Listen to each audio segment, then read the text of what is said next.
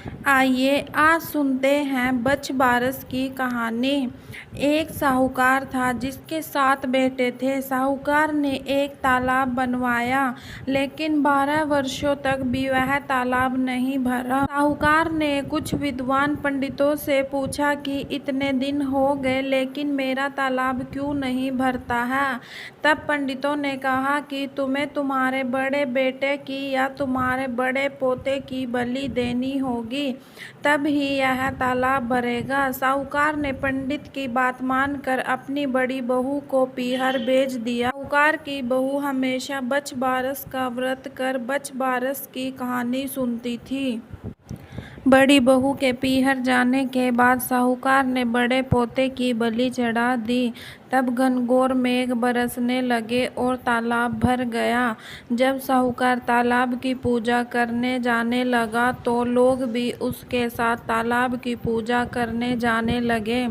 जाते समय साहूकार ने अपनी दासी से कहा कि गेउला धानुला बना लेना। साहूकार की गाय के बच्चे का नाम भी गेउला धानुला था। तब उस दासी ने गाय के बच्चे को भी गेउला धानुला समझकर पका दिया। साहूकार व साहूकारनी गाजे बाजे के साथ अपने बेटे और बहू के साथ तालाब को पूजने लगे। साहूकार के पूजन कर लेने के पश्चात वहां आए लोग भी तालाब का पूजन करने लगे। उसी वक्त जिस पोते की बलि दी गई थी वह गोबर में लिपटा हुआ मिला और आकर कहने लगा कि मैं भी तालाब में कूदूंगा।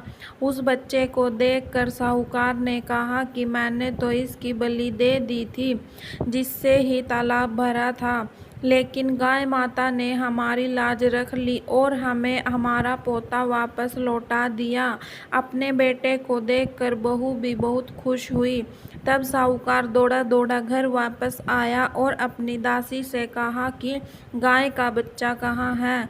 तब दासी बोली कि आपने गेउला धनुला को पकाने के लिए कहा था तो इसीलिए मैंने उसे पका लिया। यह सुनते ही साहूकार क्रोध से तिलमिला उठा और अपनी दासी से कहने लगा, अरे पापिनी, तूने यह क्या अनर्थ कर दिया। एक पाप उतार कर आए हैं, उससे पहले ही तूने दूसरा पाप हमारे लगा दिया।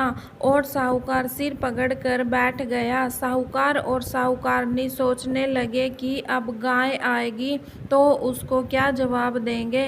साहूकार ने एक हांडी में गाय के बच्चे को डालकर गड्ढे में दबा दिया। जब शाम को जंगल से गाय आई तो उसने अपने बच्चे को वहां नहीं देखकर वह चिल्लाने लगी और गड्ढे में दबी हुई हंडिया को खोदने लगी। जब गाय ने हांडी को खोदकर निकाल लिया तो उसमें से गाय का बछड़ा निकल आया। जब साहूकार को पता चला तो वह भी बछड़े को देखने के लिए गया। तब उसने देखा कि बछड़ा तो गाय का दूध पीने में व्यस्त था। तब साहूकार ने पूरे गांव में ढिंढोरा पिटवा दिया कि सभी स्त्रियों को बच बारस का व्रत करना चाहिए। हे बच बारस माता, जैसे साहूकार की बहू को दिया वैसे हम सबको देना। बच बारस की कहानी सुनने वाले को, बच बारस की कहानी कहने वाले को और सभी को देना। यह थी बच बारस की कहानी। हम आशा करते हैं कि आपको बच बारस की कहानी पसंद आई होगी।